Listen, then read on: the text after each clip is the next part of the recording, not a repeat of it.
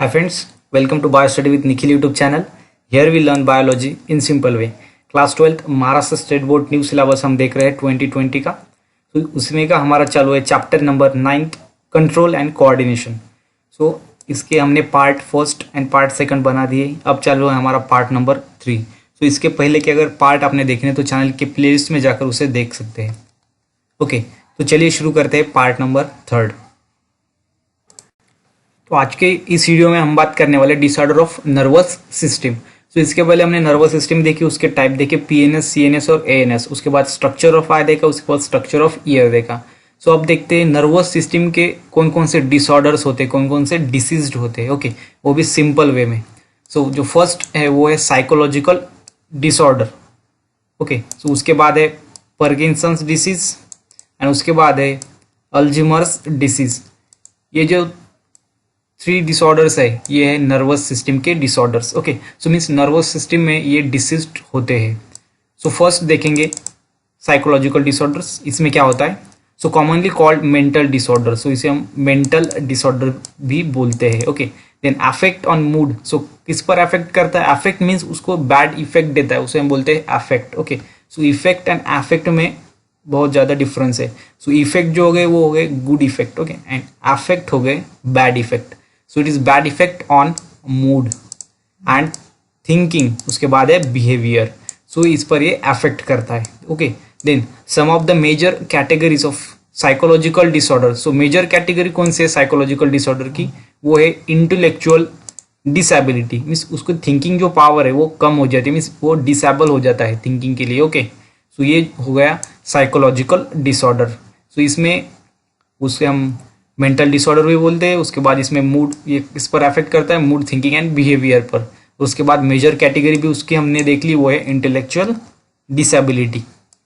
उसके बाद जो सेकंड है वो है पार्किंसंस डिसीज। तो इसमें क्या होता है? Degeneration of dopamine producing neuron in CNS develop Parkinson disease. इसमें क्या होता है? सो डीजनरेशन होता है। सो किसका? डोपामाइन प्रोड्यूसिंग न्यूरॉन्स इन सीएनएस। तो सीएस में अगर डोपामाइन जो होता है उसको प्रोड्यूस करने वाला न्यूरॉन का अगर डीजनरेशन हो गया तो वो क्या करेगा? कॉज करेगा पार्किंसंस डिसीज। सो आपको पता लगेगा कि पार्किंसन डिसीज कैसे होता है। ओके, सो ये डीजनरेशन होता है डोपामाइन प्रोड्यूसिंग न्यूरॉन का in CNS. Okay, so then symptoms are develop gradually over the year. So means इसको जो सिम्टम्स है इसके उसको डेवलप होने में ईयर लग जाते हैं। Okay, then symptoms are tremors, difficulty in walking. Okay, so walking में डिफिकल्टी होती है। उसके बाद ट्रिमर्स है।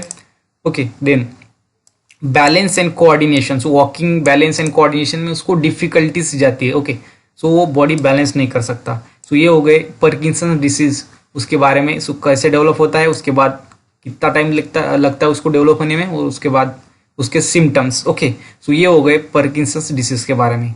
देन थर्ड है अल्जीमर्स डिसीज। सो इसमें क्या होता है? It is the most common form of dementia. Okay, so dementia का ये मोस्ट कॉमन फॉर्म है। सो डेमेंशिया किसे बोलेंगे? जो ब्रेन को डिसीज होते हैं उसे बोलेंगे डेमेंशिया। ओके, सो ब्रेन में डिसीज होने में जो अल्जीमर्स डिसीज है वो मोस्ट कॉमन फॉर्म है। ओके, सो डेमेंशिया का। Then it incidence increase with the age. So age के साथ ये बढ़ जाता है। मीन्स शुरुआत में कम रहता है, लेकिन जैसे जैसे एज बढ़ती है इसके साथ इसके जो सिम्टम्स है, मीन्स इसके जो डिसऑर्डर है वो बढ़ते हैं। Okay, then showing the loss the thinking, remembering की जो पावर है वो क्या होती है? कम हो जाती है। उसके बाद रीजनिंग की पावर, उसके बाद बिहेवियर एक्टिविटीज में चेंजेस आते हैं। मीन्स वो लॉस हो जाती है उसकी थिंकिंग पावर, मीन्स वो मेंटली वो डिस्टार्ट हो जाता है।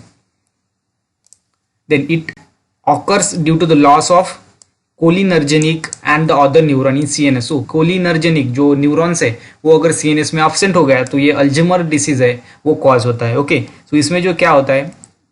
सो it is most common of dementia. उसके बाद it increase with the age, then showing the loss of thinking, remembering, reasoning and behavior abilities, and it occurs due to loss of cholinergic and other neuron in CNS. So cholinergic and other neuron अगर CNS में absent हो गए और उसको अगर loss हो गए तो ये जो disease है वो cause होता है। So ये हो गया अल्जीमर्स डिसीज के बारे में। सो डिसऑर्डर ऑफ नर्वस सिस्टम में 3 मेनली डिसऑर्डर है। फर्स्ट है साइकोलॉजिकल डिसऑर्डर, उसके बाद पार्किंसंस डिसीज एंड उसके बाद है अल्जीमर्स डिसीज। सो ये हमने 3 डिसीज देख लिए, ये हमको सिलेबस में है 12th के न्यू, और ये एकदम सिंपल से हमने देख लिया। तो अगर आपको डिसऑर्डर ऑफ नर्वस सिस्टम समझ में आई तो चैनल को प्लीज सब्सक्राइब करो, वीडियो को लाइक करो। ओके, तो इसके बाद हम और देखेंगे इंटरेस्टिंग के साथ other chapters, other topics. Okay, so next हमारा टॉपिक है केमिकल कोऑर्डिनेशन। सो अब बात करेंगे केमिकल कोऑर्डिनेशन के बारे में। So chemical coordination means coordination through chemicals. Okay, so the cells and the organism.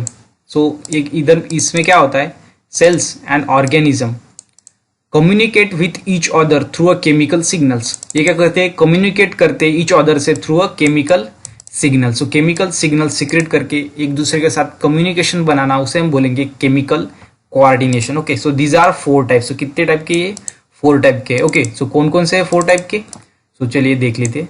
So first है ऑटोक्राइन्स। ऑटोक्राइन्स ये सेल्स क्या करती है, cells release secretion to stimulate itself. So itself जो वर्ड है मोस्ट इंपॉर्टेंट है। सो ये क्या करता है, वो सिक्रेशन को सिक्रेट करता है, मीन सेल रिलीज सिक्रेशन, वो सिक्रेशन को रिलीज करता है to stimulate itself, mean खुद को ही स्टिमुलेट करने के लिए वो जो सेल्स है वो सिक्रेशन को रिलीज करता है, उसे हम बोलेंगे ऑटोक्राइन्स। ऑटो मीन्स हमें पता है सेम, एंड क्राइन्स मीन्स उसको वो स्टिमुलेट करते हैं। ओके, सो ऑटोक्राइन्स मीन्स सेल को स्टिमुलेट करने के लिए जो सिक्रेशन करती है सेल्स, उसे हम बोलते हैं ऑटोक्राइन्स। देन सेकंड है पैराक्राइन्स। सो पैराक्राइन्स किसे बोलेंगे, the cells release secretion to stimulate neighbouring cells. इसमें थोड़ा सा डिफरेंस है, वो है नियर बोरिंग सेल्स। इसमें जो वो खुद के लिए वो सिक्रेट करते हैं स्टिमुलेट होने के लिए, और पैराक्राइन्स में क्या होता है, जो सेल्स होते हैं वो रिलीज करते हैं secretion to stimulate neighbouring cells, means उसके आसपास के जो सेल है उसको स्टिमुलेट करने के लिए वो सिक्रेशन को रिलीज करते हैं, उसे हम बोलते हैं paracrines. Then endocrine. So endocrine क्या होता है, the cells release secretion to stimulate distant cells. Distant cells means different cell, अपने आसपास के तो करते ही करते, उसके बाद जो अदर टाइप की जो सेल्स है उसको भी वो क्या करते हैं, स्टिमुलेट करते हैं, उसे हम बोलेंगे एंडोक्राइन्स। ओके, सो ऑटोक्राइन्स, पैराक्राइन्स और एंडोक्राइन्स। देन उसके बाद जो फोर्थ है, लास्ट है, वो है फेरोमोनस। सो फेरोमोनस में क्या होता है, organ release secretion to stimulate other organism. So क्या करता है, ऑर्गन, एक आधा ऑर्गन हो वो क्या करता है, रिलीज करता है secretion to stimulate other organism, उसे हम बोलेंगे फेरोमोनस। ओके, सो 4 टाइप्स के जो केमिकल कोऑर्डिनेशन होते हैं, coordination through chemicals is called as chemical coordination. इसमें ऑटोक्राइन्स मीन्स खुद को स्टिमुलेट करना, पैराक्राइन्स मीन्स जो नियर बोरिंग सेल है उसको स्टिमुलेट करना, endocrines means different type of cell उनको स्टिमुलेट करना, उसके बाद फेरोनोमस मीन्स ऑर्गेनिज्म को स्टिमुलेट करना। सो ये हो गए केमिकल कोऑर्डिनेशन के टाइप्स। सो अब देखते हैं एंडोक्राइन सिस्टम। सो एंडोक्राइन हमें पता है जो डिफरेंट टाइप ऑफ सेल्स को स्टिमुलेट करता है, उसे हम बोलते हैं एंडोक्राइन। सो इसकी वो सिस्टम है। ओके, सो एंडोक्राइन सिस्टम ह्यूमन बॉडी के अंदर होते हैं। तो देखेंगे एंडोक्राइन सिस्टम हम किसे बोलेंगे। So first, the endocrine system control body activities. So ये क्या करती है, बॉडी एक्टिविटीज को कंट्रोल करती है bye means of chemical messengers.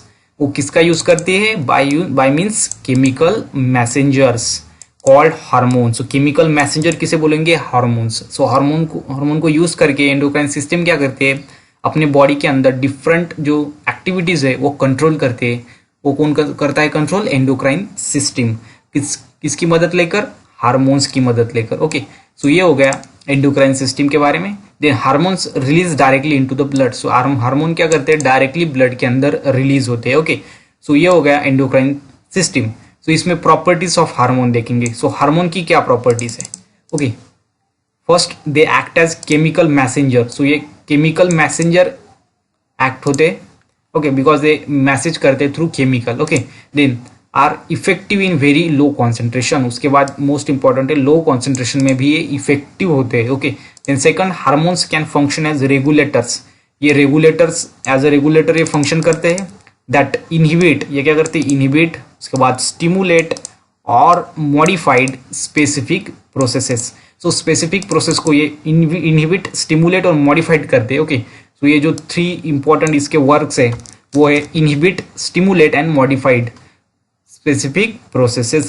Okay, so some hormones interact with receptors. So some hormones क्या होते हैं, रिसेप्टर के साथ इंटरेक्ट होते हैं, present on the plasma membrane of the target cell. जो टारगेट सेल है उसके जो प्लाज्मा मेम्ब्रेन है, ओके, हमें पता है कि सेल में प्लाज्मा मेम्ब्रेन होता है। ओके, सो एनिमल सेल में प्लाज्मा मेम्ब्रेन होता है, जो प्लांट सेल में उसमें भी होता है। तो टारगेट सेल के प्लाज्मा मेम्ब्रेन के साथ अगर वो इंटरेक्ट करते हैं, मीन्स वहां पर जो प्लाज्मा मेम्ब्रेन है उस पर रिसेप्टर्स रहते हैं, सो वो हार्मोन्स क्या करते हैं, उस रिसेप्टर के साथ इंटरेक्ट करते हैं। ओके, देन हाइपर सिक्रेशन और हाइपो सिक्रेशन। ओके, इधर दो जो वर्ड है वो है हाइपर सिक्रेशन, उसके बाद हाइपो सिक्रेशन। तो फर्स्ट जान लीजिए, हाइपर सिक्रेशन मीन्स सिक्रेशन ज्यादा हो जाना। Okay, hyper. उसके बाद है हाइपो सिक्रेशन, हाइपो मीन्स कम हो जाना। ओके, सो सिक्रेशन कम होना ऑफ हार्मोन्स। सो हार्मोन्स अगर ज्यादा सिक्रेट हो गया और कम सिक्रेट हो गया, लीड्स टू वेरियस डिसऑर्डर्स। तो ये क्या करता है, वेरियस डिसऑर्डर को प्रोड्यूस करता है। अगर कम सिक्रेट हो गया तो भी करता है, ज्यादा सिक्रेट हो गया तो भी करता है। मीन्स इसका जो सिक्रेशन है, इसकी जो लेवल है वो मेंटेन नॉर्मल होनी चाहिए। Okay, then hormone secretion is regulated by the positive और negative feedback mechanism. So hormone का जो सिक्रेशन है वो कैसे रेगुलेट होता है, मीन्स कैसे उसको कंट्रोल किया जाता है, अगर ज्यादा होगा तो कम कैसे किया जाता है, by the positive and negative feedback. So positive and negative feedback से उसको रेगुलेट किया जाता है हार्मोन का मैकेनिज्म। ओके, सो ये हो गया properties of hormone. So first, it is chemical messengers, then effective in very low concentration, then hormone can function as regulator, inhibit, stimulate, modify specific processes, then some hormones interact with receptors present on plasma membrane of target cell। उसके बाद hyposecretion and hypersecretion of the hormones leads to various disorders, and hormone secretion is regulated by positive and negative feedback mechanism in simple way and in short way। अगर video अच्छा लगा तो channel को अब भी subscribe करो, video को like करो। ओके, सो नेक्स्ट देखते हैं मैकेनिज्म ऑफ हार्मोन एक्शन। सो अब बात करेंगे हार्मोन एक्शन का जो मैकेनिज्म वो कैसे होता है। ओके, सो फर्स्ट हमने देखा हार्मोन्स, उसके प्रॉपर्टीज देखे, कौन कौन से उसकी प्रॉपर्टीज है।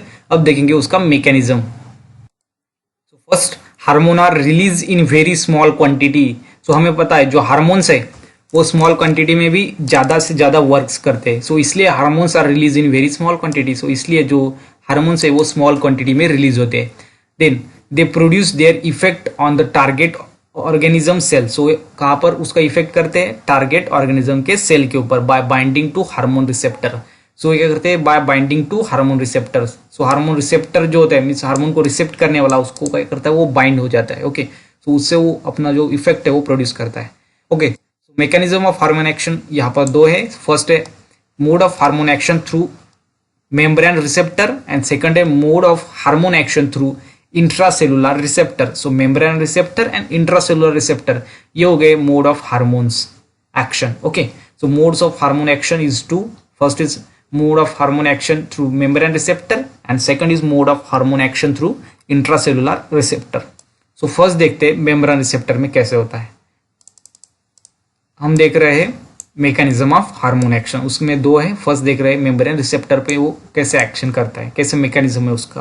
सो hormone like catecholamines, then peptide and polypeptides, means catecholamines, peptide and polypeptide are not lipid soluble। so hormones, ये जो हार्मोन है वो कैसे है, वो लिपिड सोल्यूबल नहीं है। Okay, it is not lipid soluble. So catecholamines and peptide and polypeptide are not lipid soluble। so फिर then therefore they cannot enter their target cell। So they target cell के जो है उसके अंदर वो enter नहीं कर सकते through the plasma membrane, because ये लिपिड सोल्यूबल नहीं है। सो इसलिए वो एंटर नहीं हो सकते सेल के अंदर, टारगेट सेल के अंदर। ओके, सो फिर वो कैसे मैकेनिज्म करेंगे। So these hormone interact with the surface receptor. So ये क्या करेंगे, अंदर जाएंगे नहीं, जो सरफेस में रिसेप्टर है उसके साथ वो इंटरेक्शन करेंगे, विच इनिशिएट मेटाबॉलिक एक्टिविटी। और मेटाबॉलिक वो क्या करेंगे, मेटाबॉलिक एक्टिविटी को इनिशिएट करेंगे। ओके, सो स्टार्ट करेंगे।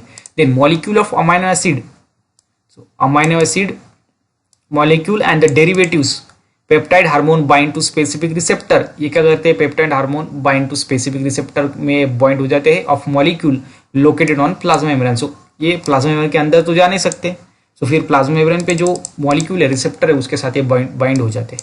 Okay, then the hormone receptor complex cause the release of an enzyme. So ये क्या करते हैं, complex.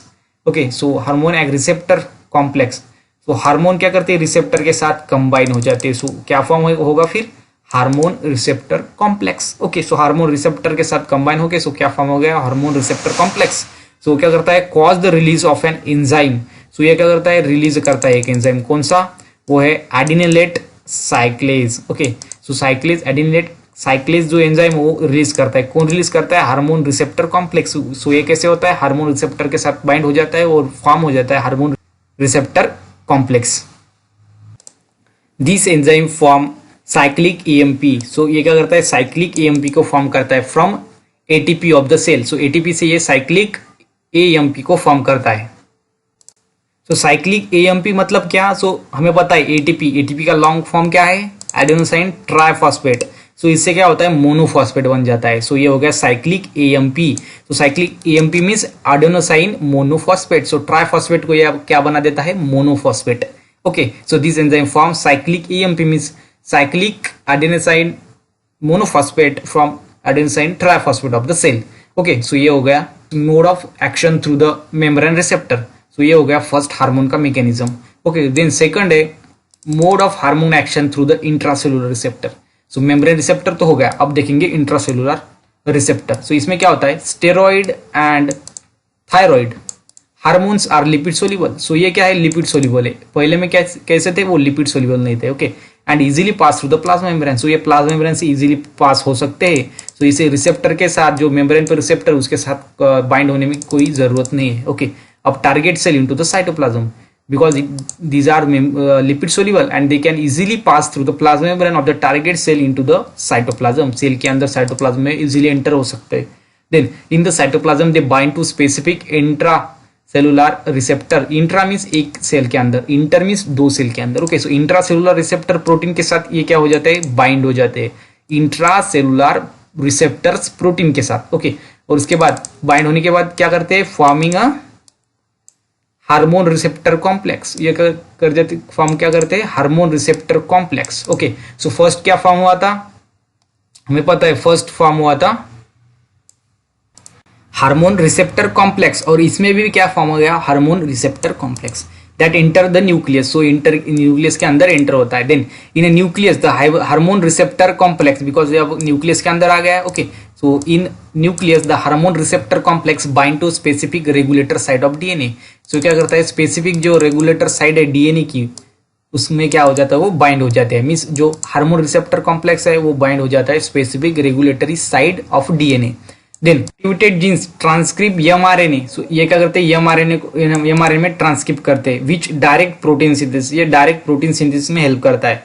And enzyme in the cytoplasm. So activated genes क्या करते हैं, ट्रांसक्रिप्ट करते हैं एमआरएनए। ओके, सो हमें पता है डीएनए टू एमआरएनए, जब डीएनए को एमआरएनए में ट्रांसक्रिप्ट किया जाता है उसे हम बोलते हैं ट्रांसक्रिप्शन। ओके, सो ये प्रोटीन सिंथेसिस में हमने देखा है। Okay, molecular basis of inheritance chapter में हमें डिटेल में है वो ट्रांसक्रिप्शन और ट्रांसलेशन। तो यहाँ पर क्या होता है, डीएनए टू एमआरएनए फॉर्म होता है, means activated genes transcript. So उसे हम बोलेंगे transcription. Means DNA is transcript into mRNA which directs protein synthesis. So उसके बाद एमआरएनए से क्या बनता है, protein synthesis. Okay, then enzyme in the cytoplasm. So ये हो गया transcript mRNA to protein synthesis. उसके बाद action of lipid soluble hormone is slower but long lasting.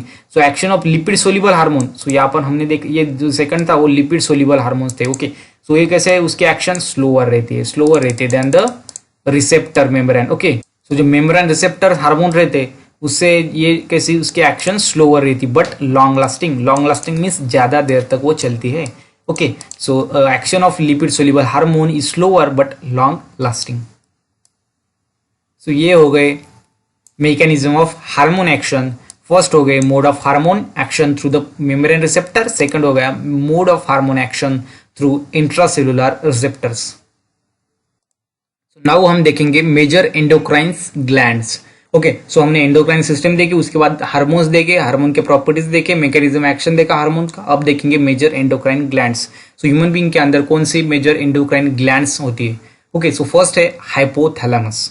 Okay, so it is ectodermal in origin. Ectodermal means ये थोड़ी outside में। Okay, so mesodermal means middle में होता, so ectodermal means outer side में।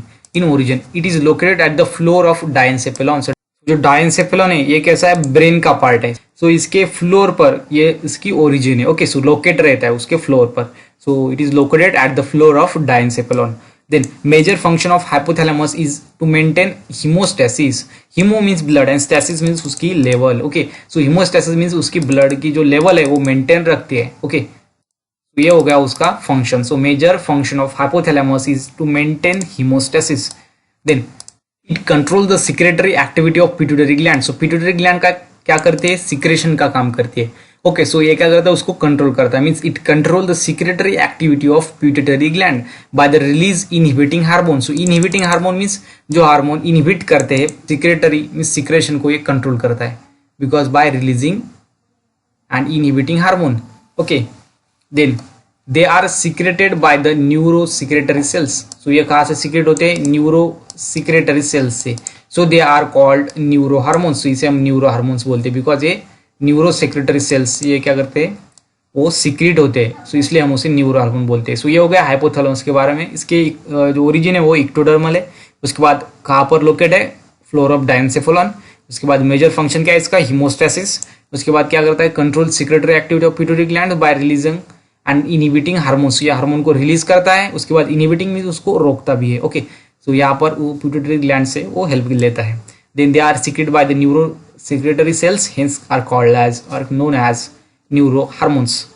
So then second जो gland है हमारी endocrine gland वो है pituitary gland, उसे हम hypophysis gland भी बोलते हैं। So secretory gland is also called as hypophysis gland. Okay, so pituitary gland को हम master gland भी बोलते हैं अपने बॉडी के अंदर की। Okay, so the pituitary gland is the smallest gland. So ये कैसी है, smallest gland है अपने बॉडी के अंदर। Then pituitary gland is a P shape है, reddish gray, so reddish gray in color. Okay, then it control almost all endocrine glands. ये क्या करते हैं, ऑल एंडोक्राइन ग्लैंड को वो कंट्रोल करते हैं, इसलिए हम इसे मास्टर ग्लैंड्स भी बोलते हैं। Then hence it is earlier called as master endocrine glands. Means earlier means पहले हम इसको क्या बोलते थे, मास्टर एंडोक्राइन ग्लैंड, बिकॉज ये क्या करती थी, कंट्रोल करती थी almost all other endocrine gland को। Then it is located just below the hypothalamus. Hypothalamus के जस्ट बिलो में ये लोकेट है। Okay, then pituitary gland consist of 2 lobes. So pituitary gland को 2 लोब्स है, कौन कौन से, सो फर्स्ट जो लोब है वो है एंटीरियर लोब, उसके बाद है पोस्टीरियर लोब। ओके, सो एंटीरियर लोब को हम क्या बोलते हैं, एडिनो हाइपोफाइसिस। इंपॉर्टेंट है, ध्यान में रखिए। एंटीरियर लोब को हम क्या बोलते हैं, एडिनो हाइपोफाइसिस, और पोस्टीरियर लोब को क्या बोलते हैं, neuro hypophysis.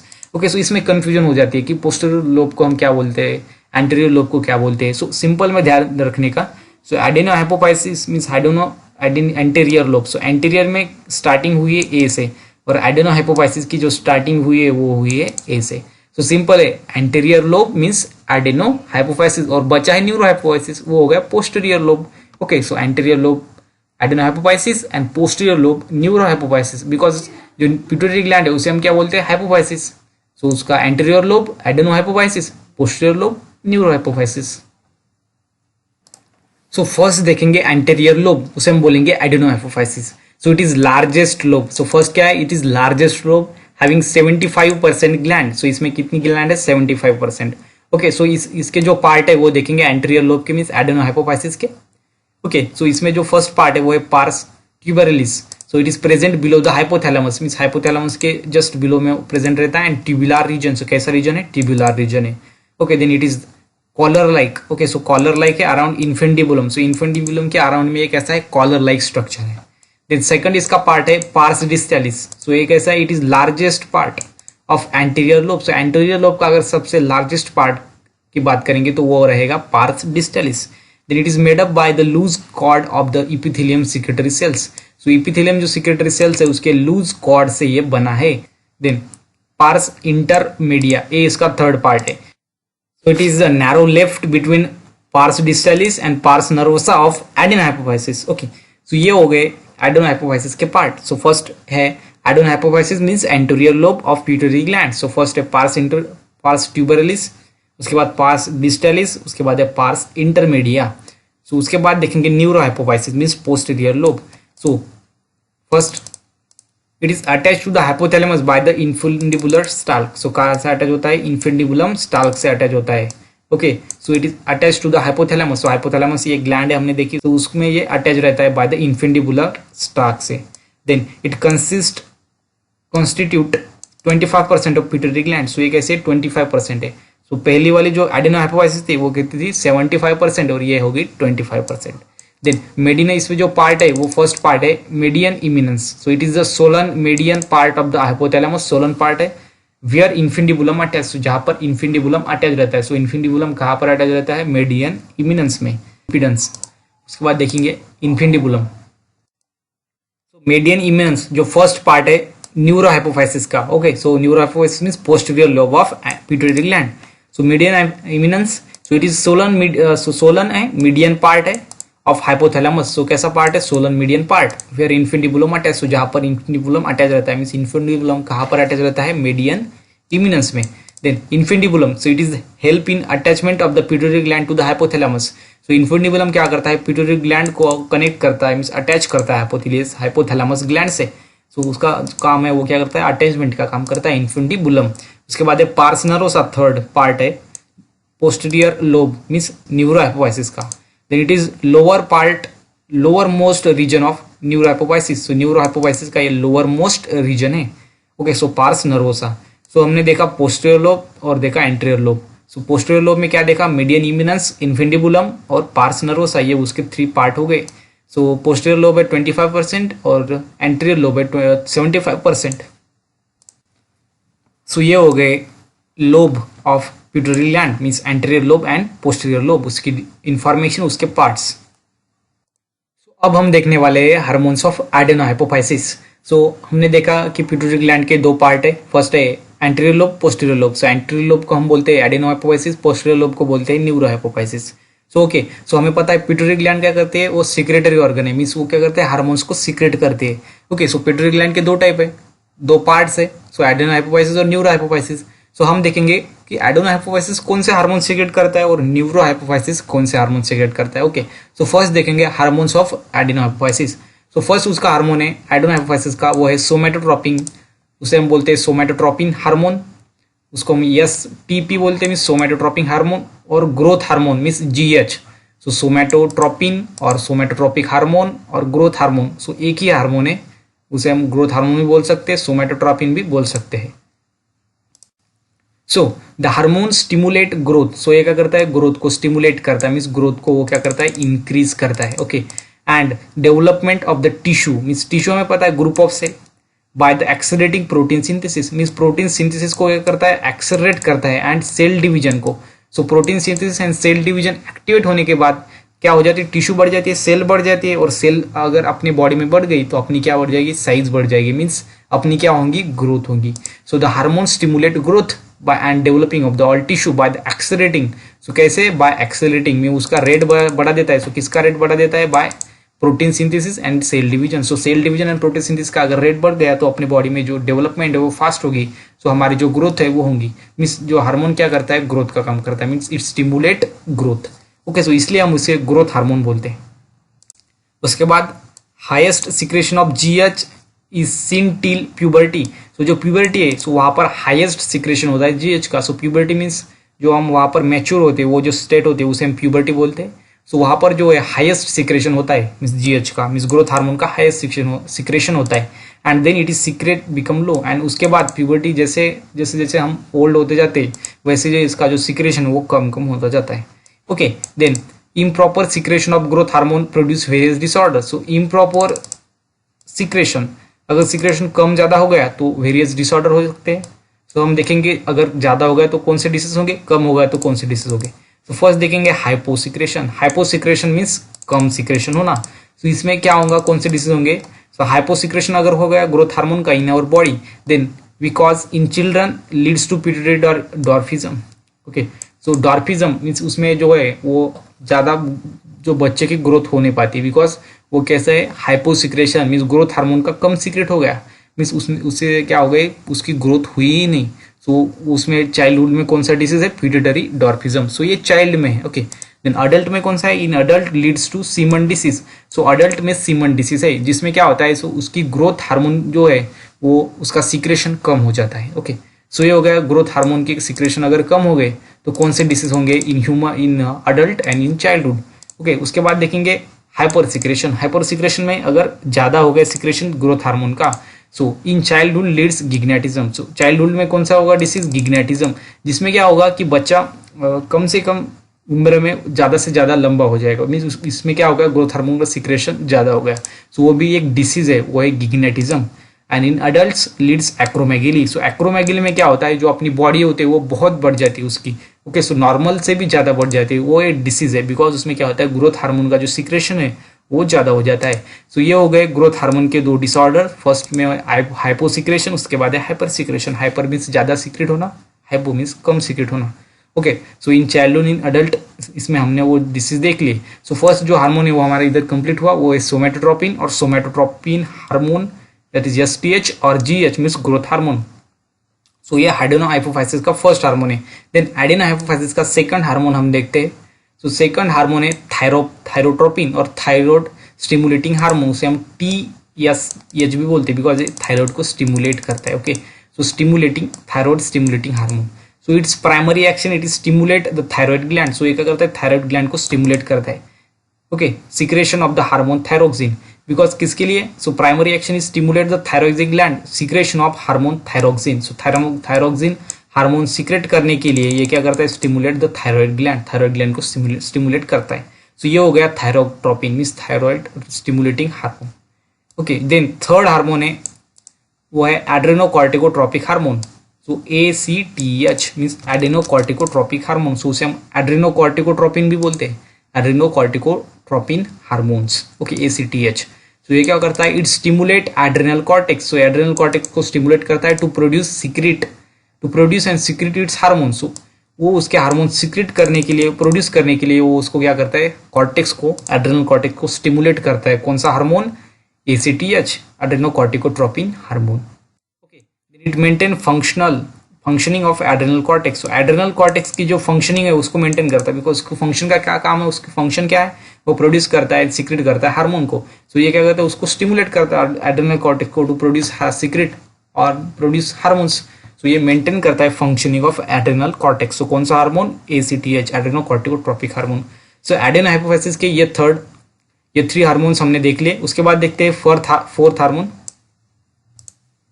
Okay, so first देखा है सोमेटोट्रोपिक और ग्रोथ हार्मोन, उसके बाद thyroid stimulating hormone, then adrenocorticotropic hormone, और फोर्थ देखेंगे प्रोलैक्टिन और ल्यूटेट्रोपिन और मैमोट्रोपिन। सो प्रोलैक्टिन, ल्यूटोट्रोपिन और मैमोट्रोपिन एक ही हार्मोन है, ये फोर्थ हार्मोन है एडेनोहाइपोफाइसिस का। So prolactin is unique among the pituitary hormone. So unique है, क्यों यूनिक है, because it is under predominance inhibitory control from hypothalamus. So ये कैसे कंट्रोल होता है इसका, under predominant inhibitory control, okay, from hypothalamus. So prolactin activate growth of breast during pregnancy. So pregnancy की during क्या करता है, ब्रेस्ट जो होती है मीन्स फीमेल चेस्ट, उसकी जो एक्टिविटीज है मीन्स उसको एक्टिवेट करता है, उसकी ग्रोथ करता है। ओके, सो प्रोलैक्टिन जो हार्मोन है वो ग्रोथ करता है ब्रेस्ट की मीन्स फीमेल चेस्ट की during pregnancy, and stimulate the milk production. So milk production को क्या करता है, वो स्टिमुलेट करता है, and stimulate milk production and secretion of milk. Secretion of milk means उसको लैक्टोजेनिक भी बोलते हैं। लैक्टिक एसिड हमें पता है जो मिल्क में होता है, और लैक्टो मीन्स जो मिल्क होता है वो lacto, and genic means production. So secretion of milk means lactogenic by mammary gland. So mammary gland हमें पता है वो सिक्रेशन ऑफ मिल्क का काम करते हैं आफ्टर चाइल्ड बर्थ। सो चाइल्ड बर्थ होने के बाद में वो क्या करता है, उसका काम शुरू कर देता है। सो ये हो गया प्रोलैक्टिन और ल्यूटेट्रोपिन, और उसको मैमोट्रोपिन भी बोलते हैं बिकॉज मेमोरी ग्लैंड का सिक्रेशन स्टार्ट कर देता है, उसे हम मैमोट्रोपिन भी बोलते हैं। ओके, सो ये हो गया फोर्थ हार्मोन। उसके बाद जो 5 का नंबर का हार्मोन है वो है gonadotropin. Okay, so gonad means gamete. Okay, so first है इसमें फॉलिकल स्टिमुलेटिंग हार्मोन, उसके बाद है ल्यूटिनाइजिंग हार्मोन, उसे हम LH बोलेंगे, फॉलिकल स्टिमुलेटिंग हार्मोन को हम बोलेंगे FSH, और जो थर्ड है वो है interstitial cell stimulating hormone. So interstitial cell stimulating hormone ICSH। So first देखेंगे फॉलिकल स्टिमुलेटिंग हार्मोन। सो इसमें क्या होता है, it stimulate the growth of ovarian follicle in the female. So in female में ये स्टिमुलेट वो सीक्रेट होता है, एंड ये क्या करता है, स्टिमुलेट करता है ओवेरियन फॉलिकल की ग्रोथ को। Then in male it is concerned with the development of seminiferous tubules. So male में क्या करता है, वो कंसर्ड होता है with the development of seminiferous tubules, and in female it is stimulate the growth of ovarian follicle. So जो first है follicle stimulating hormone, सो ये मेल में अलग काम करता है, फीमेल में अलग काम करता है। ओके, सो ये हमने देख लिया। उसके बाद देखेंगे luteinizing hormone. So luteinizing hormone in female help ovulation. So ovulation हमें पता है मेंस्ट्रुअल साइकिल में उसमें जो होते हैं, सो ओव्यूलेशन मीन्स मेंस्ट्रुअल साइकिल, उसमें जो है एक जो है रिलीज होते हैं। ओके, सो इसमें वो हेल्प करता है। Then FSH means follicle stimulating hormone and LH means luteinizing hormone are responsible for the stimulation of ovaries to produce estrogen. So ovaries को वो क्या करता है, स्टिमुलेशन करता है, उसका responsible for the stimulation of ovary. तो ओवरी क्या करते हैं, फिर एस्ट्रोजन को प्रोड्यूस करते हो जो कि फीमेल हार्मोन है। ओके, जो थर्ड है वो है interfacial cell stimulating hormone. So in male it stimulate the testis. So testis को स्टिमुलेट करता है एंड प्रोड्यूस्ड एंड्रोजन, उसे हम टेस्टोस्टेरोन भी बोलते हैं। ये जो है मेल हार्मोन है testosterone, female hormone estrogen. Okay, testosterone is responsible for the development of secondary sexual character. तो सेकेंडरी सेक्सुअल कैरेक्टर में जो बियर्ड हो गया, okay, उसके बाद जो डेवलपमेंट ऑफ मसल डेवलप होते हैं, बियर्ड आती है। सो ये हो गया secondary sexual character in male. Okay, so ये हो गया interstitial cell stimulating hormone ICSH। उसके बाद ल्यूटिनाइजिंग हार्मोन और फॉलिकल स्टिमुलेटिंग हार्मोन, ये हो गया गोनाडोट्रोपिन हार्मोन में। सो ओके, सो अब हम हमारे जो 5 टाइप के जो हार्मोन्स है वो हमने देख लिए, वो सीक्रेट करते हैं एडेनो हाइपोफाइसिस। उसके बाद देखते हैं न्यूरो हाइपोफाइसिस। तो एडेनो हाइपोफाइसिस ने कितने हार्मोन सीक्रेट किए, 5 हार्मोन सीक्रेट किए। अब देखते हैं न्यूरो हाइपोफाइसिस कितने हार्मोन सीक्रेट करते हैं। सो हार्मोन्स ऑफ न्यूरो हाइपोफाइसिस, उसमें जो फर्स्ट है वो है ऑक्सीटोसिन। ओके, एंड उसमें सेकंड है एंटी डाययूरेटिक हार्मोन, उसको हम ADH और वैसोप्रेसिन भी बोलते हैं। और ये हो गए 2 हार्मोन्स ऑफ न्यूरो हाइपोफाइसिस में। सो फर्स्ट है ऑक्सीटोसिन। सो ऑक्सीटोसिन में क्या होता है, it stimulate concentration of uterus during parturition. So parturition जो प्रोसेस है जिसमें क्या होता है, baby comes out from mother's body, उसे हम बोलते हैं परचुरेशन। तो इसमें क्या करता है, वो कॉन्ट्रैक्शन करता है यूटेरस का। So it stimulate contraction of uterus during parturition. So parturition में जब बेबी बाहर आता है, सो जो यूटेरस है वो कम होता है, मीन्स उसका जो कॉन्ट्रैक्शन करता है बिकॉज ऑफ परचुरेशन के लिए हेल्प करता है। Okay, then it also stimulate the contraction of mammary glands to initiate ejection of release of milk. So mammary जो ग्लैंड होते हैं उसकी जो कॉन्ट्रैक्शन करता है उसका, बिकॉज वहाँ से मिल्क जो है वो रिलीज होना चाहिए, to initiate ejection and release of milk. So initiate होने के लिए जो मिल्क है उसको रिलीज करने के लिए मेमोरी ग्लैंड में भी ये क्या करता है, कॉन्ट्रैक्शन को स्टिमुलेट करता है। Then it is so called as birth hormone. So इसे हम बर्थ हार्मोन भी बोलते हैं एंड मिल्क इजेक्टिंग हार्मोन भी बोलते हैं, बिकॉज ये बेबी के बर्थ होने में मदद करता है और मिल्क को बाहर रिलीज होने में मदद करता है। सो इसलिए हम इसे बोलते हैं बर्थ हार्मोन और milk ejecting hormone. Okay, so ये हो गया ऑक्सीटोसिन के बारे में। देन सेकंड है anti diuretic hormone. So anti diuretic hormone में क्या होता है, उसे हम वैसोप्रेसिन भी बोलते हैं। So it stimulate the reabsorption of water, इसलिए हम उसे वैसोप्रेसिन बोलते हैं, because reabsorption in water, okay, in distal convoluted tubules. So ये DCT का पार्ट है। ओके, एक्सक्रेटरी सिस्टम में ये है जो आपको 11th में थी, एक्सक्रेटरी सिस्टम। ओके, सो ये एक्सक्रेटरी सिस्टम का पार्ट है, डिस्टल कॉन्वोल्यूटेड ट्यूब्यूल्स, DCT हम शॉर्ट में उसे बोलते हैं। सो ये क्या करता है, DCT में क्या करता है, वाटर को रीअब्जॉर्ब करता है and collecting ducts. So DCT and second क्या है, collecting ducts of uriniferous tubules of kidney. Okay, so kidney आपको 11th में थी, उसके जो distal convoluted tubules and collecting duct है वो क्या करता है, वाटर को रीअब्जॉर्ब करता है। बिकॉज जब वाटर की लेवल बॉडी के अंदर कम हो जाती है तो ये फिल्ट्रेशन यूनिट है, हमें पता है कि लास्ट में जब जो वेस्ट मटेरियल है, ओके, सो वो DCT में मीन्स डिस्टल कॉन्वोल्यूटेड ट्यूब्यूल्स में एंटर होता है, कलेक्टिंग डक्ट में, जो जहाँ पर यूरिन कलेक्ट की जाती है। लेकिन इसमें क्या होता है, वो कलेक्टिंग जो डक्ट में वो मटेरियल है उससे डबल वो क्या करता है, वाटर को रीअब्सॉर्ब करता है, बिकॉज बॉडी के अंदर वाटर की नीड होती है। ओके, सो इसलिए उसको वो रीअब्जॉर्ब किया जाता है उसको, इसलिए हम उसे एंटी डाययूरेटिक हार्मोन और वैसोप्रेसिन भी बोलते हैं। सो इससे क्या होता है, वाटर की जो लेवल है वो मेंटेन की जाती है। It decrease loss of water by reducing urine quantity. So urine quantity reduce हो जाती है, बिकॉज यूरिन जो है वो ऑब्जॉर्ब की जाती है by the DCT and collecting duct. So इसलिए वो यूरिन क्या होती है, कम प्रोड्यूस होती है, बिकॉज जो यूरिन का जो वाटर है वो ऑब्जॉर्ब किया जाता है एंड बॉडी उसको यूज करती है। Okay, then deficiency of ADH release. अगर डिफिशियंसी हो गए ADH रिलीज में, water reabsorption and increase urine output. So ये क्या होता है, डिफिशियंसी ऑफ ADH क्या होता है, water reabsorption and increase urine output. So urine output जो है वो इंक्रीज हो जाता है। ओके, बिकॉज इधर डिफिशियंसी ADH जो है means adeno means anti diuretic hormone, वो क्या होता है, रिड्यूस हो जाता है, मीन्स वो उसका काम करता कम कर देता है, उसको करता नहीं काम उसका। तो इसलिए जो वाटर वो ऑब्जर्व होता नहीं, मीन्स यूरिन क्या होगी, कम होगी कि बढ़ेगी, यूरिन इंक्रीजेस, मीन्स यूरिन का जो रीअब्जॉर्प्शन मीन्स आउटपुट जो है वो इंक्रीज हो जाता है। Then this condition is also called as diabetes insipidus. So diabetes insipidus में क्या होता है, यूरिन जो है आउटपुट वो बढ़ जाता है, बिकॉज उसमें जो ADH है वो उसको रिड्यूस करता है, उसका इफेक्ट वो कम कर देता है। ओके, सो ये हो गया एंटीडायरेटिक हार्मोन उसे हम एडीएच बोलते हैं, और वैसोप्रेसिन, और ऊपर का हो गया ऑक्सीटोसिन हार्मोन। सो ये है हार्मोन्स ऑफ न्यूरोहाइपोसिस। सो हमने देखे एडेनोहाइपोपाइसिस, उसके फर्स्ट देखे पिट्यूटरी ग्लैंड, उसके दो टाइप देखे, adenohypophysis, neurohypophysis, anterior lobe and posterior lobe. उसके बाद जो एंटीरियर लोब है मींस एडेनोहाइपोपाइसिस के जो हार्मोन है वो 5 टाइप के हार्मोन्स को सीक्रेट करते हैं। उसके बाद देखा हार्मोन्स ऑफ न्यूरोहाइपोपाइसिस, ये 2 टाइप के हार्मोन सीक्रेट करते हैं। ओके, सो ये हो गया पिट्यूटरी ग्लैंड की whole detail in simple way.